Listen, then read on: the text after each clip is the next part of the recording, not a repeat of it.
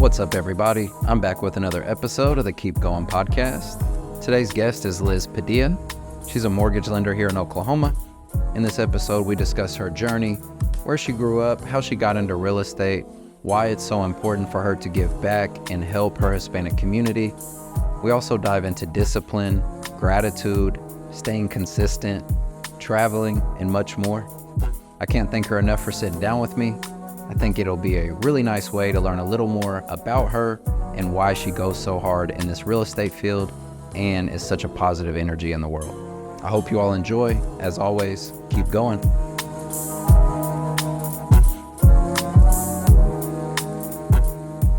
Well, Liz, thank you for doing this. Yeah, I appreciate of course. I'm so excited. I was saying when you got here, haven't seen you in a while, but the beauty of social media, it feels like we stay together pretty good. We stay connected. I know. That's what I love about it. But we'll dive right into it. I know I met you a few years ago in a real estate networking event. Yep. But where are you from? Where'd you grow up? Take me back a little bit. Yeah. So I grew up in a small town, Kingfisher, Oklahoma. A lot of people don't know Kingfisher, but they know Okarche, which is where Ishans is, like the best fried chicken. Yeah. So I grew up there. I lived there my whole life with my mom and my dad and my brother. And then I graduated high school. I moved to Edmond. I went to UCO. I graduated from there. And yeah, it's kind of... What'd you think of growing up in Kingfisher? It's been good to me real estate-wise. And actually, now that you say that, my first job ever was doing the vinyl siding on homes with one of my mom's friends. And the first project I did was in Kingfisher. Oh, that's so funny. I was like 13 or 14, and I'll never forget it. Like, just because that was the first time I was doing labor. Your first job. Yeah, or your first hard labor probably job. What'd you think of Kingfisher, though? It was fine. It's a small town, nice people,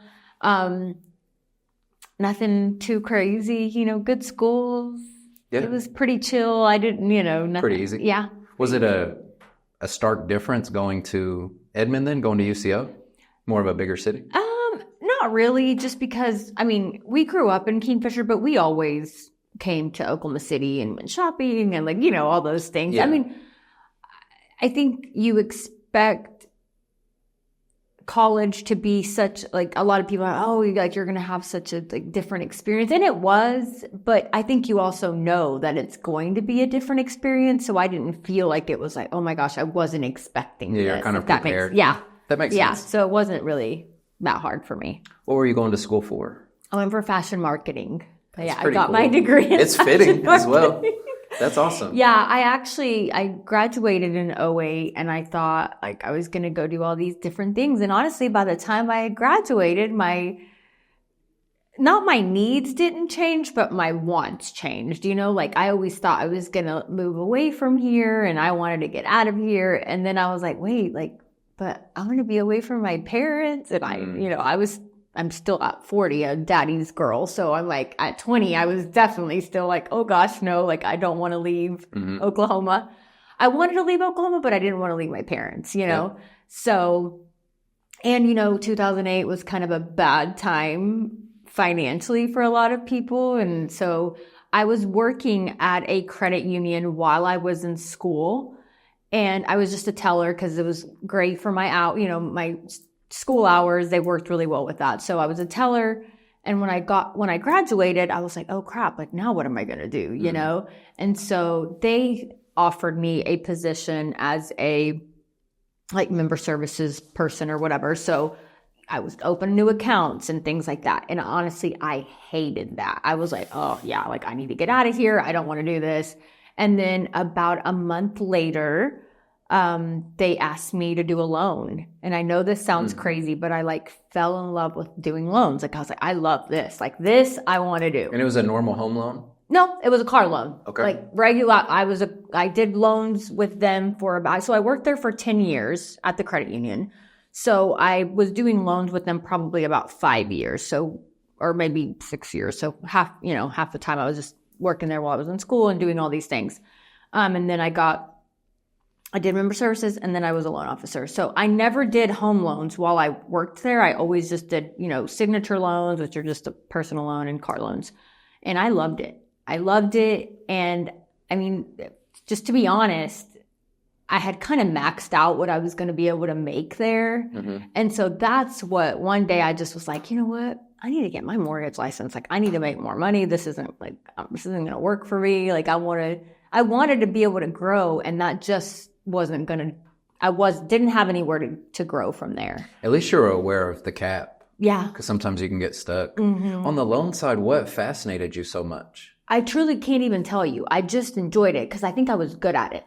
You know what I mean? Yep. Like, I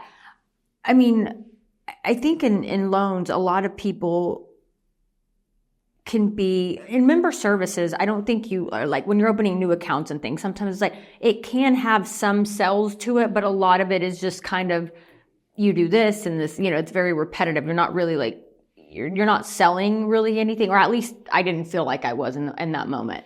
And I think with loans, there were so many opportunities to like sell and do other things. I just enjoyed it. Yeah. And I felt like I was just good at it. And I could help people, and I liked it.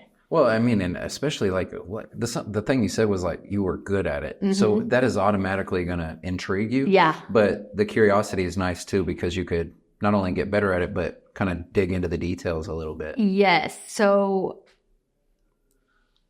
fast forward a few years, 2017, I was like, you know what? Next year, I'm going to get my mortgage license. I'm going to go be a mortgage lender.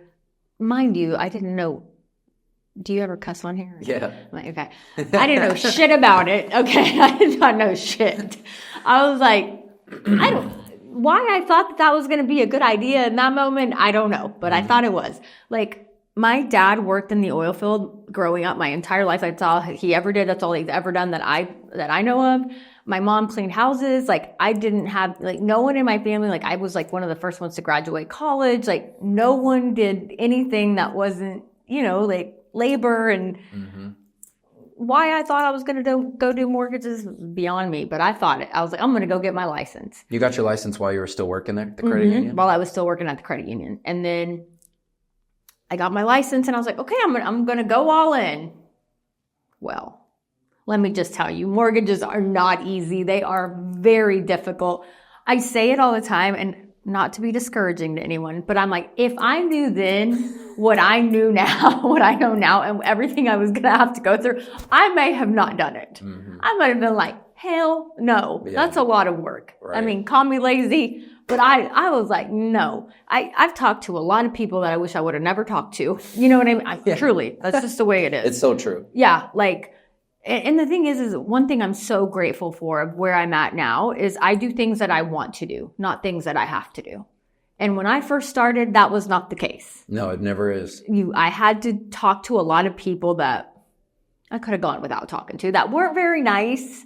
That's one thing I do try really hard. When people now ask me about the industry, whether it's a realtor, even though I don't really know their job, it's not what I do, I try to be as helpful as possible and as nice as possible because I know what it's like starting out in this industry and people not being very nice to you and people acting like you're just annoying. You know what I mean? Where'd you start then? Did you join a mortgage broker company? Yeah, or? I joined. It was a company named Interlink, which they were great, but I think they were more for seasoned loan officers, which a lot of mortgage companies are. They're not here to babysit you. And truly, I needed some babysitting then. I didn't know what I was doing. I didn't know, it's not an easy job. There's a lot of things that go into it. There's a lot of mistakes that can be made. You're talking about people's biggest purchase in their life, and you don't know what you're doing.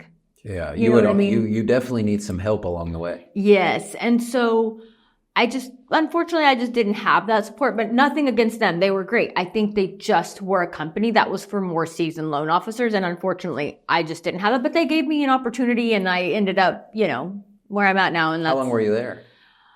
Probably a year. Okay. Did about you close some deals in the year though that were successful, or was it just a failure? If I can really think, I know in 6 months, I probably closed 2 deals.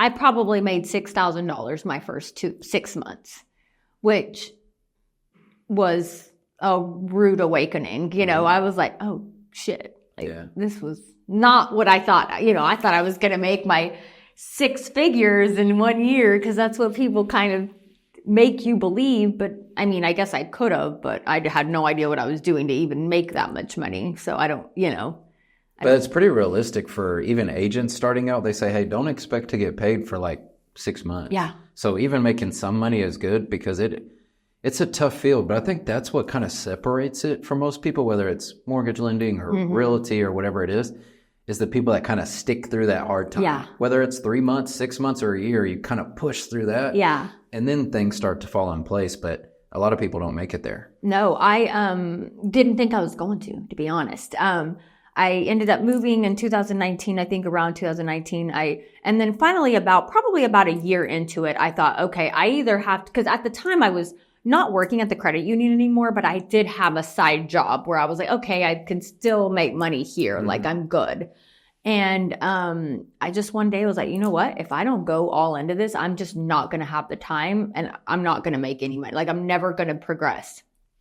So I ended up quitting that for a while and I just went for full-time LO. And that was at Interlink or you moved already? I had already moved at that point. I went to American Mortgage Bank at that point. And so I was there and my first full year was like, okay, nothing. I still had made about a third of what I made at my credit union. There, or no? I did. Yeah, I got more help. But still, it's like, and this is probably one thing, like if anyone wants to do this job, it's like, it doesn't matter how much help you have. Please know that you're still not going to know what you're doing. I mean, it's just you have to get so that much experience. Yes. And so 2019 was okay. And then, as you know, 2020 came. COVID. And it was wild. I was just talking about this yesterday. I remember right before the lockdown, my boyfriend and I had gone to a wedding in Fort Lauderdale, I think, or Miami. I don't even remember where we were. One or the other, or maybe Destin. And everyone was like, "Oh, well, if you're going to travel, like maybe you should wear a mask." And I'm like, "What? Like a mask? No way."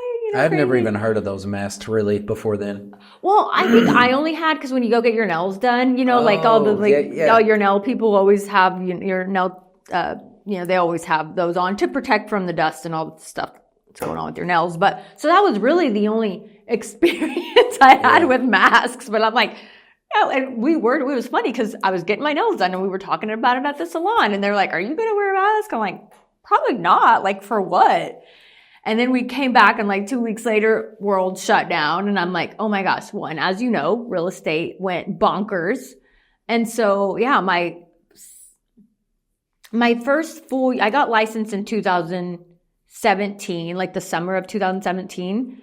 And like I said, those first 6 months, didn't do anything. 2018, I kind of just was going through it. 2019, I had moved and I was like, whatever. And then 2020 came and you couldn't have asked for more experience than that because you got thrown into like, you didn't have to go and work for, like the business was there. Mm-hmm. And I remember when it first happened having like 20 files. And again, I mean, yes, it sounds like, well, you've been doing this for 2.5 years, but that's a lot of workload. That's a lot of workload. And my Pressure. processor quit because it was so much work for her. Like she was so stressed out. Mm. And so I didn't know what I was doing. Well, I didn't know as a processor. That's a way more like very like detail oriented job. And we were all like, oh my God, what are we going to do? Like there was just so much work. Mm. Which thank goodness, wonderful year, right, please bring that back. We're not complaining. Yeah. But yeah, after that, I feel like I kind of got the hang of things. I had a lot of practice in 2020. So since then, things have been better. Yeah, a lot better. How were you getting those clients so early? Was the company just so popular it was getting clients, or were you marketing? Or are you talking about with 2020? No. I mean, honestly, I think a lot of social media, like people knew me from social media, but also it just was that much business. Mm-hmm. I truly think. And I'm Hispanic. I speak Spanish. So I think a lot of, maybe there's not as many Hispanic lenders or bilingual lenders. So the people that needed that kind of maybe trickled down to me. But I don't know. I mean, again, I was posting on social media, but I really think that if you were in real estate at that time, you were just busy. Yeah. You know, I agree. Yeah, I don't think you had to be that great, to be honest. I'm not like, oh, I was so good. I had all these files. Like, well, there were things that helped you because just like the original 6 months or the initial 6 months when it wasn't working and you stuck through it, 2020 was, hitting on all cylinders for people, but it's sticking through that too. Yeah. I saw a post the other day that 71% of realtors last year didn't sell a house or something. Yeah, I saw that. Yeah. What? That's wild. I think one thing that helped me and has helped me a lot was that 10-year experience at the credit union, getting clients, already having like a sphere of people that I can talk to. I made a lot of friends when I was working at the credit union, and a lot of those people that I did car loans for, signature loans, people that had never gotten any kind of financing, got financing with me there, like maybe their very first $500 loan, and now they're buying houses, 10 years later with me. So I feel like that has really, really helped my business and just my sphere of people that I've been able to like work with. Well, you touched on like posting on your social media and things like that. Do you think the marketing is what kept you around also throughout? Because I know 2020 is busy. Yeah. But I mean, even on my feed, I see you all the time. I always see the marketing. Is that something that's always been important? Like you knew it was, or did you just do it? Or? No, I knew it was important. It was important to me because I did not want to go cold calling. I didn't want to meet people I didn't want to meet. And I thought, okay, well, figure something else out, girl, because you can't just not do anything. And that was it for me. I was like, I'm going to have to do it this way because I'm not going to do it that way. Because for me, organic relationships are so important that was the only way. Because I feel that social media gives you yes, it is a highlight reel, but it gives you a pretty good idea of who people are.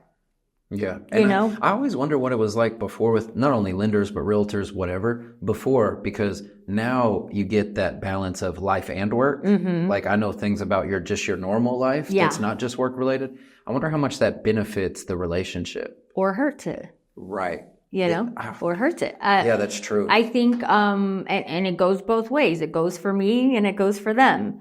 But I personally like to think like, well, if you don't like me, that's okay. I'm not for everyone. And if you don't want to work with me, that's okay. I have people. I'm sure there are people that do for the reasons that maybe you don't. The people that wouldn't work with you in the beginning, would that make you feel like maybe there were certain things you weren't doing correctly, or you always had that mindset of, well, they're just not a right fit. I'll take what is in line with me? I think, and I talk about this a lot in general with people, I think that every person has a better personality that they can maybe click with. And just because somebody doesn't like my personality, like that's okay. I don't have to, like, you don't have to like me. I could be a lot for somebody, you know what I mean? And I say that, to say just, I don't know, I'm a lot to some, but I could be, maybe my personality is too bubbly or too like, oh, I don't really like that about her. And I feel like I've always been that way. I'm always like, well, if they don't like me, like I'm not going to take it personal. Like I don't like everyone. Yeah. Not everyone's going to like me. No, it makes sense. I guess the reason I asked is because sometimes, like, say I go to an appointment and it's just on the realtor side and it doesn't work out and they want to use another agent. I know the personality type thing, but since I'm so competitive, sometimes I'm like, is there something specific that I can improve? But then anytime I like collaborate with my peers or things like that, they're like, yeah, you just win some, lose some.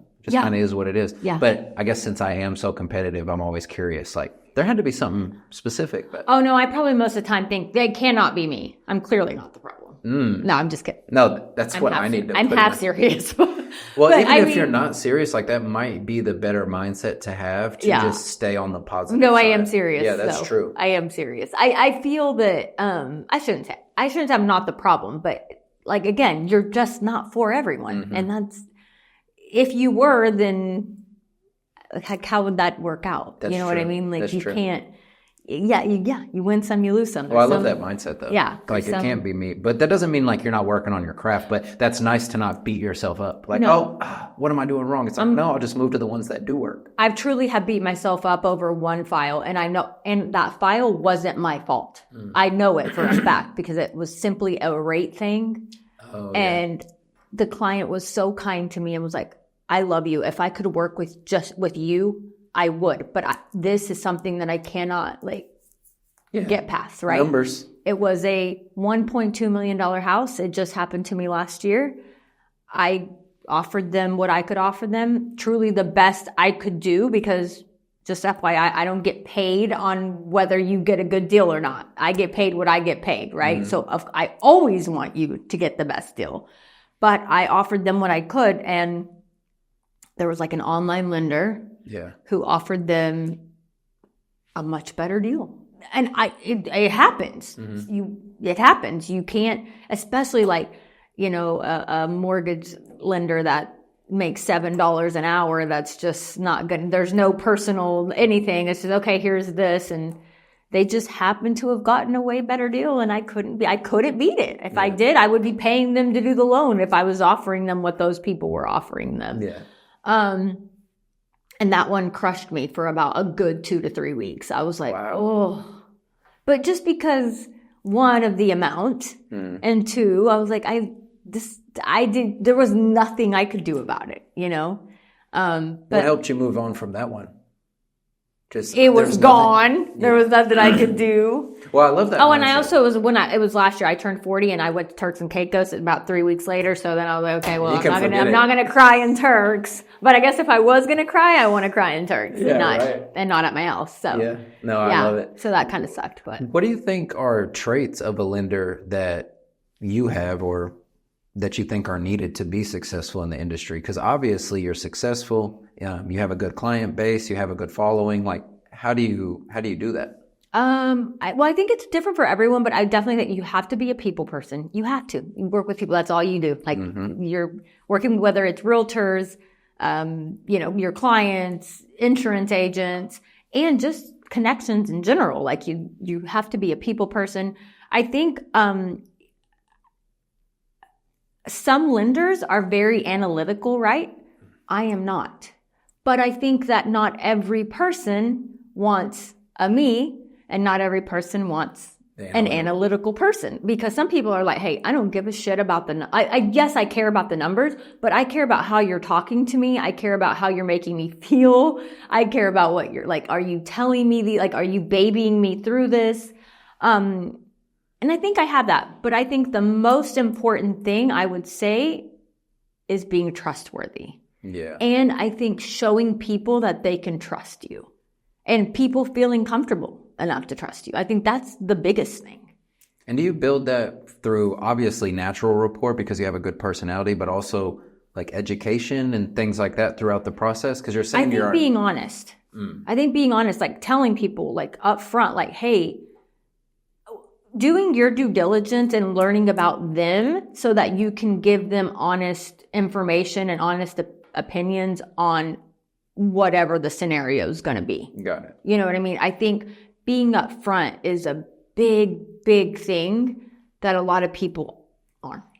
I think it's just kind of like, oh, loosey-goosey with the information. Like, let me just kind of give you whatever I can give you, instead of just getting, listening to the client and say, okay, these are my needs. This is what I'm looking for. This is what I'm wanting.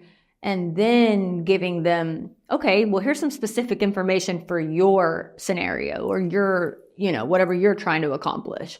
I think a lot of times lenders are just trying to get information and move on to the next. And that sometimes can be hurtful to your business and to your clients. So you're able to nurture that relationship a little better. Yeah, I think so. I think that's huge. Yeah. In any field, but especially this type of industry, like you were saying, the relationship is what most of the time will create that workflow. Yeah. Now on that one with the guy on the online lender, it's numbers. And sometimes there's numbers.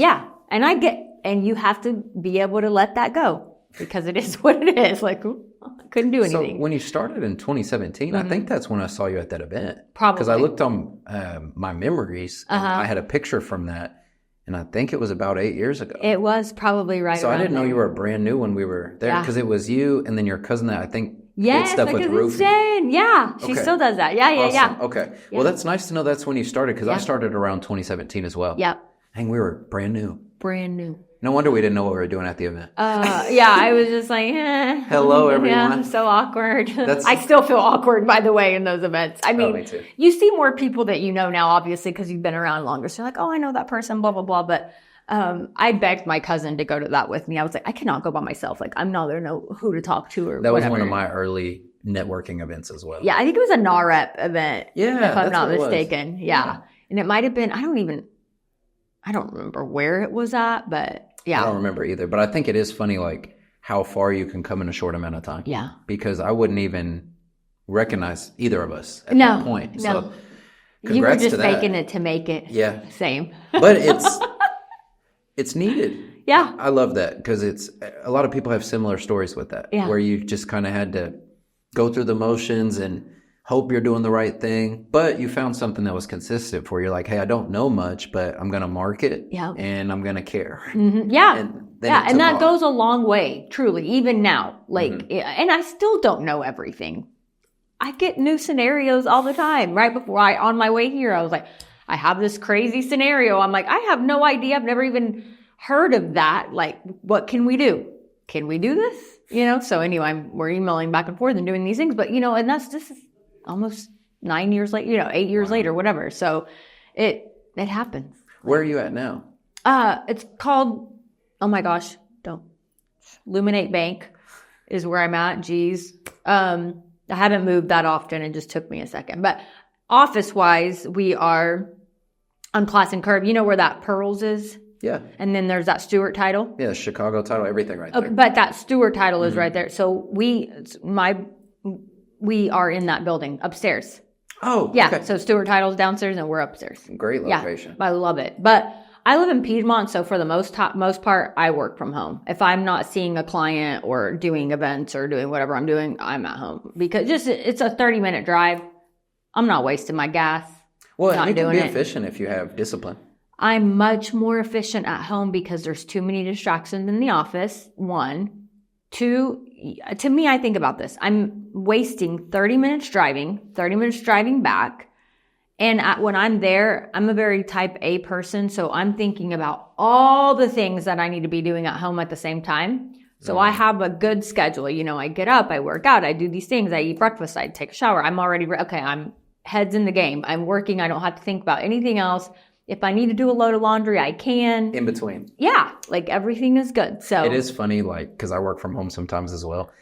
And it is, I can only use the word funny, how rewarding it is when you're like knocking out calls, but then you switch from the washer to the dryer. And you're like, man, I'm just knocking stuff out my list. Yeah, I am doing good. Well, and the thing is I think there's a big, okay, so if you don't have kids, because I don't have kids at home, so I think that I can see how that would be like distracting or hard for people. So like, I understand that. My significant other is not at home. He doesn't work from home, so I don't, he's not a distraction. So you get a so focused it's place. me, just me by myself. So if there's anything distracting me, it's myself trying to do something else. But other than that, I can see though how some people are like, oh heck no, I can't get any work done. Like I got my kids and I have my wife or I have my husband and dogs and this and that. I don't have anything. So yeah. Well, now that you are more established, like what are some things you've learned along the way that have helped you stay so consistent? Because obviously you not only help your community, but you're always in front of me on social media. You're always closing deals. I always see you in like other people's posts with a random realtor I know. And I'm like, oh, that's cool. She did the loan for us. So what are things that you think have got you here? Discipline, I think. I try to practice discipline in all areas of my life. I would say that's probably the most thing. Consistency, just in general of like, having like those, like I heard once, and I think this is something I live by, is people that have a very predictable life are usually more successful because you're consistent. Yeah. Your life is, obviously good habits, right? Good predictability, but like those things are things that I do every day. I don't veer off too far. That's massive though, because anytime someone talks to you in this field, and they're most of them preach that same thing, like just do what you need to daily. That doesn't mean that you have to sprint every day. No. But just stay consistent. It makes me think of that Shea Gilgeous-Alexander interview, and they're like, how's your game so consistent? He's like, my whole life is consistent. Yeah. No, I did hear him that. But yes, my whole life is disciplined. I try, you know what I mean? Unfortunately, I'm not Shea, but Right. Dang. But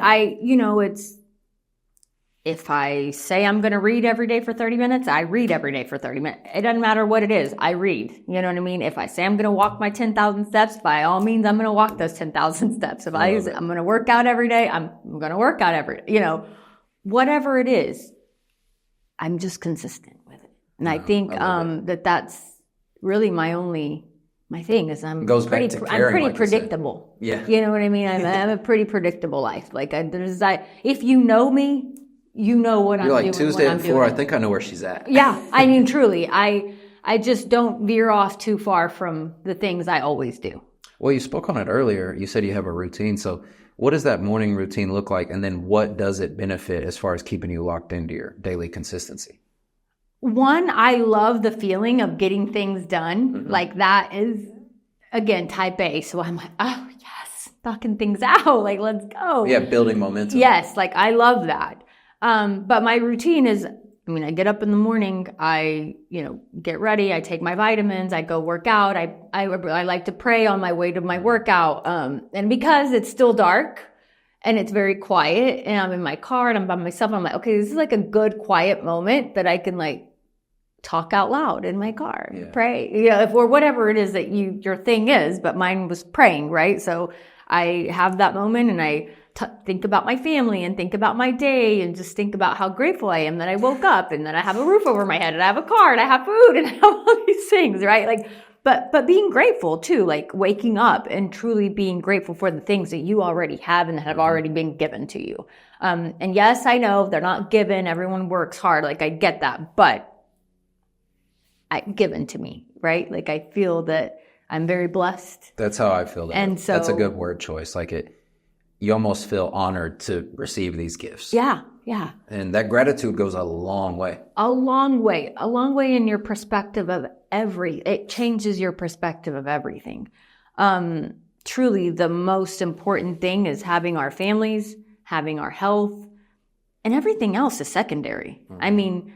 I'm lucky that I get to have a job that pays well. You're lucky to have a significant other, a dog. Like there's all these pluses. Everything. But those core things are so important. So important. And I know that everyone's life is different. Mm-hmm. Like, and everyone, whatever they're grateful for is different. But mine, is my health, my family. Because my dad has always said that there's no problem in this world if money can fix it. And the only thing that money can't fix is your health. It doesn't matter how much money you have. You could still... I think I see you post going to lunch with him sometimes. I go to lunch with my dad all the time. That is We're cool. like this. Yeah, I do. That's something else I see. Yeah. So before I forget, so you do your workout, you pray. Yeah. What's next?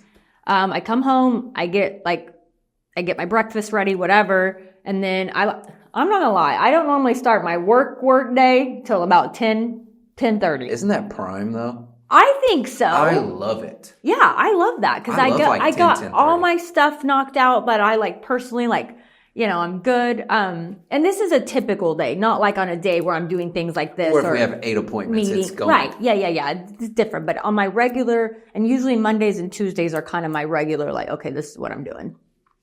I'm working for hours upon, hours. I usually get up around noon. I go for a walk outside if it's nice, or I get on my treadmill and walk just to, you probably don't because your job is different, but mine is sitting down. Yeah. I'm like, there's a lot of computer work for me. I can do about 1,000 steps all day if I don't get up and move my body.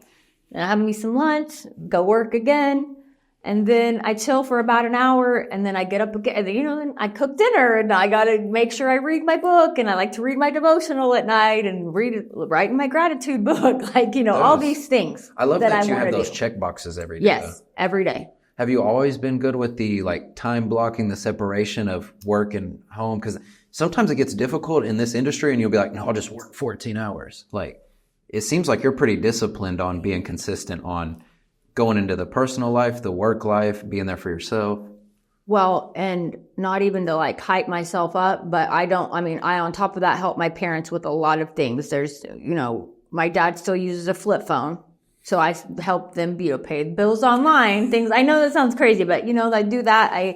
My significant other owns a daycare with his mom. And so I help a lot with that. There's a lot of outside things that if I'm not disciplined and I'm not consistent, I cannot help them. Yeah, you could get distracted and then you're only filling each cup a little bit. A little bit, yeah. And so you have to be, but I want everyone to know, I am a self-care queen. Do not think I'm out here struggling with like, oh no, I have to do everything else for everyone else. No, I take care of myself. I make sure my life is I saw a post yesterday with good. a brand new face mask you had. So I see the self-care. And can we talk about that self-mask? Go ahead. Because it was very important to me. I'm over here telling my boyfriend all the benefits of it. And he's like, well, how much was it? I said, well, what kind of negative energy is that? Who cares? You know what's wild is when I heard that, I was like, damn, I might have said the same thing. I felt so horrible. I was like, I gotta do better. Yeah. Don't ruin the fun. Don't suck the fun out of life. I'm like, that's not important. Okay. It was a great mask. But no, anyway, you have to take care of yourself. If I don't take care of myself, I can't take care of everyone else. Mm-hmm. So. Well, I love that. And it's funny that when I saw that post last night, because I knew we were meeting today and I saw that and I was like, damn, I don't think I would have said that, but I might have said something similar. Yeah. And if you're like, well, how much was it? Well, what kind of stupid question is that? You know what? Do you want to hear about the benefits or not? Well, as far as your parents, because you've spoken on them so many times and you have those lunches with your dad, and I see the posts. I've actually seen you take pictures of him while he's holding his flip phone. Can I just tell you, when I was at lunch today, I got an email from AT&T talking about, thank you for your order. And I'm like, thank you for my order. I didn't order anything. So I'm like, trying to make sure no one's stealing my account. I see a flip phone was purchased. I'm like, that was my dad. He bought a new freaking flip phone. My grandfather, he used to have a flip phone that would sit next to him, and he would always just use the flip phone. I always thought it was hilarious. Well, my dad has a flip phone and he bought an iPhone 14 when the 14 came out, and it's still like brand new, sitting on his like nightstand charging. I'm like, bro, can we get rid of this? Like, you're never going to use it. Where are your parents from? Mexico. Where at? Guadalajara. Okay. Yeah. I usually meet people when I'm meeting them here. It's like Guadalajara. Yeah. Zacatecas. Yeah. And there's another one. Aguascalientes. Yes. Yeah. There we go. They're all pretty, I don't know close. exactly how far, but yeah, probably hours. That region seems to be consistent though. And a lot here in Oklahoma. So they immigrated here and you were born here? Mm-hmm. Yeah. So my dad came here when he was 14, and I know, wild. Because my nephew's 18 and no freaking way would he be going anywhere. I mean, he's not even going across the street, let alone to another country. But he was 14? He was 14. And he was the oldest. I can't remember if he was the second oldest or the oldest in his family. They had like 13 kids. And he came here and he worked and he sent money back to his family and he went back and forth. And him and my mom ended up getting married. I think I don't know, but I don't know how the age, but they came back and, they've been here ever since. And that's awesome. Yeah. What's that like growing up as a first generation American? Is there added pressure to be successful? I think I'm going to be honest. Not for me. I think that I shouldn't say that. Yes and no. Not from my parents, but from myself. I think that there are a lot of parents that are very, very strict and hard on their kids. Mine were not. I had strict parents in certain things, but not like, oh, you better be successful. You better do that. They were pretty like, hey, like, be yourself. Do what you love. Like, do whatever you want to do. I feel like I was harder on myself because I feel like my parents worked so hard and did so much to get us to where we are that I'm like, how can I have this much of a head start and be a failure? Right. You know what I mean? Like that, I put that pressure on myself. So that discipline and consistency is like, that was easy to develop. Yes. Because you were like, no, I've come, or we started, so, from such a good foundation. Yeah. Yeah. I think when you have parents that literally do everything for you to make you have a better life, like, how can you not? Mm-hmm. You know what I mean? I interviewed someone the other day, and his parents were from Mexico. I think they were actually from the Oaxaca area, which was the first people I've met from that area recently, because it's always been that trio that we talked about. But he said he felt almost obligated. He wasn't getting pressure from his mom and dad. They kind of had a similar situation like you, where they took care of things and set him up right. But he said, like you said, he almost felt obligated to push himself because of how hard they worked. He's like, if they did all that, I could at least be consistent. Yeah. Or I could at least go to work today. Yeah. So I like the similar, mindset. Mindset. Yeah. I feel for me that my parents were always just proud of me. And you know, and the thing is, my niece and I were talking about this the other day, just the importance of showing up, right? Sure. And I was like, you know, I don't blame my parents. I had a great life. I'm not like anything, but you know, my parents weren't always able to show up because back then they had to work so hard that they just didn't have the time. They weren't able to, you know, and it was because they wanted us to have such a good life, you know, and I know sometimes it's like, oh, it's not about money, you know, but it's like, well, yeah, people that have money, you know, say that. But when people like my parents who grew up with nothing and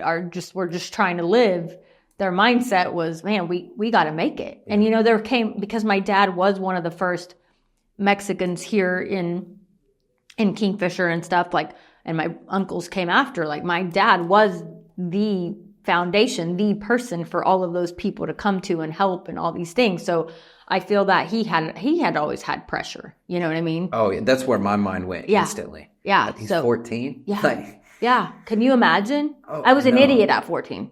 I might still be an idiot at 40. I'm like, don't put when I hear people's age, like where they're at when they're at a certain point in their story, I'm like, I just instantly go back to me. I'm like, man, me at 22. Right. Like, no, same. Me at 18, me at 24. Yeah, well, when I hear okay, young kids, I feel like have a lot more access, you know, social media and all these things to like, okay, like, let me work on this, right? Right. I was like, okay, where are we going tonight? What party? I wasn't thinking very far. Neither was I. Yeah. I wasn't thinking very far at all. I never wanted to disappoint my parents, so I didn't really do dumb shit. Like, I was a pretty good kid always. I wasn't drinking and driving. In fact, I really didn't even start drinking until I was 21. And even then, I wasn't drinking and driving. You know what I'm saying? Like, I was making smart decisions because I didn't want to disappoint my parents. But I still was not like, oh, let me save money.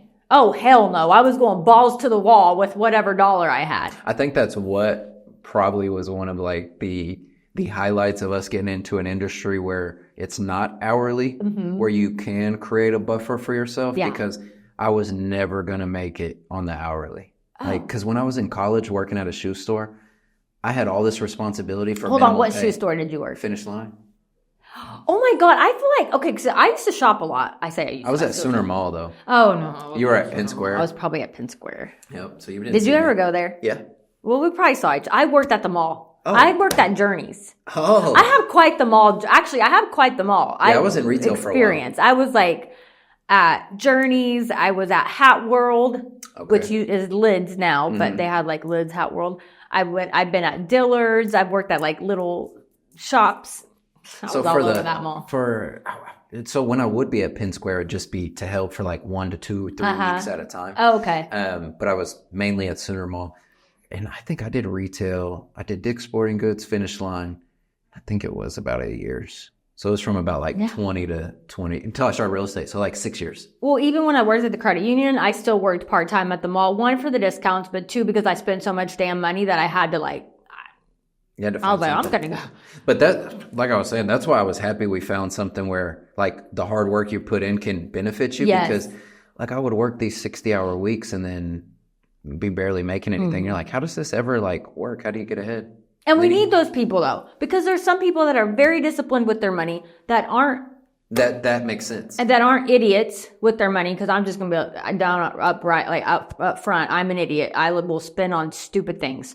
So that's just, you know what I mean? Like, I'm going to be honest. So I'm like, we need those people that are willing to work those 9 to 5s and they're good at it. And that's like, we need those people. Yeah, 100%. You know what I mean? I'm like, no, I will never shit on them. They are the MVPs because they're not irresponsible. No, they're dedicated to it. And some of those people still do amazing things. It doesn't matter what type of job you do. Great. Yeah, absolutely. And we need everything that we have, we need it. You know, so I'm grateful for all of those things, because I'm like, not everyone can do this job and not everyone wants to do this job, you know, or whatever. So we got about 15 minutes. Okay. I don't want to make you late. Yeah. So I've got probably 2 subjects left. Sure. Tell me. One is how important it is for you to help your Hispanic community, being bilingual and being such a resource for them and creating home ownership for people that maybe don't think it's possible. Dive into why that's important to you. Well, I think it goes to my background, right? Like I feel that, and I always think about this. What would I want from a person if my parents were those clients, right? What would I want them to have? What kind of service would I want? What kind of education would I want? What kind of like humanity? What kind of, giving? And that's it. That's what makes So the golden rule is what keeps you into like it. Yeah. I want to teach them and not take advantage, because believe it or not, a lot of our own people take advantage of our own people. And so a lot of people will use the Hispanic community, and then spit them out instead of helping. You know what I mean? Instead of truly helping. It's very important to me, because even though I'm not an immigrant, even though I'm from here, whatever, my parents are immigrants. My parents are not from here. My parents had that struggle, and they were able to do it. And I would hope that resonates with my clients to say, hey, if they could do it, you can do it. Like, why not? You know what I mean?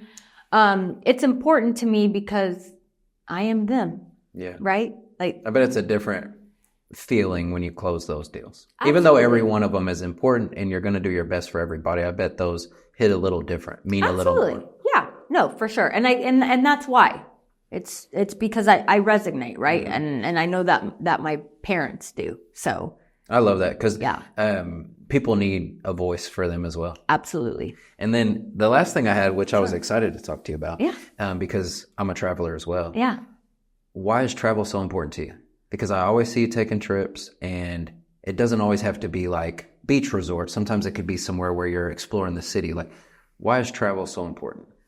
I think being able to, I love Oklahoma for a lot of reasons. It's a very inexpensive place to live, like all these things. And I feel like that honestly has given me the opportunity to travel. Yeah. And I feel like I love it because you can meet new people that come from, yes, you can meet people here, but you go to another place, you meet new people, you meet people from all over the world, and different walks of life. And I think that will keep you grounded. And I think of course I want to go explore and I love it and like all these things, but I love that about traveling, right? I know, I laughed in a good way because that's how I feel. Yeah. It always puts things into perspective of what you're grateful for, what you maybe need to work on, what you're happy for at the house, what you actually need when you are out and traveling. So I get it. I think anytime we go back like to Mexico and we're in whether it's Cancun or Cabo or even where my parents are from, if I'm just hanging out, whatever, that will really humble me really fast. I feel that I'm talking all this gratitude stuff, but there's plenty of times when I'm being a brat and I'm not being very grateful, and I'm like, and I mean, let's be honest, in the United States, we can be a little bit entitled, you know what I mean? And I like that to bring me right fucking back to where I need to be and remind me of you're nobody, like you're just another person in this world, and you can be humbled very quickly. Because what is given can be taken away, and to whom much is given, much is expected. So you got to make sure that you're in alignment with good things. And that's where it goes back to that discipline and consistency. Yeah, you can't dishonor the gifts you've got. No, you cannot. And I say that all the time. I'm like, you have to be grateful for the things that you have before you could even be trusted with more. You know what I mean? That's a really good, important mindset to be in, But most importantly, I always tell myself, I'm like, everything that you have can be taken away. Like, you truly never know. And honestly, you're 1 second away from being sick, from not being here at all, from a life-changing anything. It's just right there. And it sounds a little morbid, but I remind myself of those things often. I like that though, because I think it makes you go harder and also be more grateful and also enjoy the journey more. Yeah. You said something earlier where you're, every day you're trying to be your best. You're just trying to handle that day. Yeah. And I do that as well, where I'm thinking forward, like I'm thinking in the future. Yeah. But I really, even though it's cliche to be like, I'm present, I really try to live in the moment because sometimes it just speeds by. Well, and it can get so daunting if you're thinking about, I've gotten to the point with work where I really only plan, yes, of course, there's things in real estate you have to plan ahead, but I only think about the week ahead for the most part. Like, okay, on Sunday, what has been planned, that's what's on the schedule. Don't come at me on Tuesday trying to change my Thursday, because it's there. That schedule is already done. And that's a good trait to have. You know what I mean? Because there's so much in this industry. And I'm not that I'm not flexible, but you can't allow yourself to get distracted too much. Yeah. So I think that's important. I think in this industry also, I think a lot of things are given to us a lot easier than maybe in other industries. It's not easier. We work very hard. But I think it's important to be very involved in our community. I think that our community gives a lot to us, so we in return have to give a lot back to it. So I that's another thing that I think is important in real estate, and just staying grounded and making sure that you're reminding yourself of all the great things that you already have, and you know what I mean? They're there. 100%. So, yeah. Well, as far as the travel side, name just a couple places that are kind of your favorite. Oh my gosh. So I went to Turks and Caicos last year. Loved it. First time? Yes, that was my first time. I loved the people there. The food was good. So good. The ocean, the beach, the sand, everything. Amazing. Like, it was so beautiful. I will always say Mexico because that's where my family's from, and it just... I bet that's cool too. Yeah, that connection. And I'm a citizen there, so I got my dual citizenship. So, because my parents were born there, I was able to do that. So that makes me so happy that I get to be a citizen from where What a different feeling, you know? Yeah. Mm-hmm. I was so proud. I know people are like, why? I'm like, because my parents are from there. Like, how cool that I get to be a citizen from there. Yeah, you should do that. So yeah. Mexico, Turks and Caicos, so you're more of that tropical stuff. Oh, yeah. Yeah. Don't take me where it's cold. Like, I don't really want to go, honestly. Yeah. I'm like, and I'm not a super like outdoorsy unless I'm at the beach or at the pool. I'm not trying to be hiking. I will, okay, but I don't want to.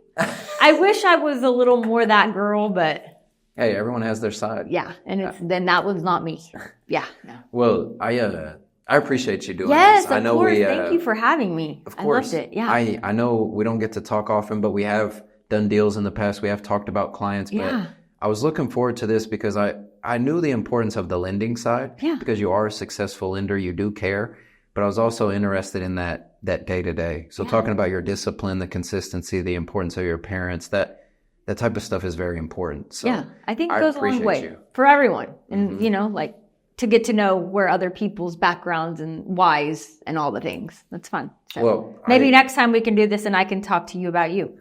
Or do we have one already on you and I don't know it? Well, actually, I was just interviewed by This Is Oklahoma. Okay. Do you know that podcast? No, but... So it's probably the biggest Oklahoma podcast. This guy named Mike Hearn runs it. Uh-huh. And he just interviewed me the other day. Oh, but cool. It's another thing like this where, you can only get so deep in an hour.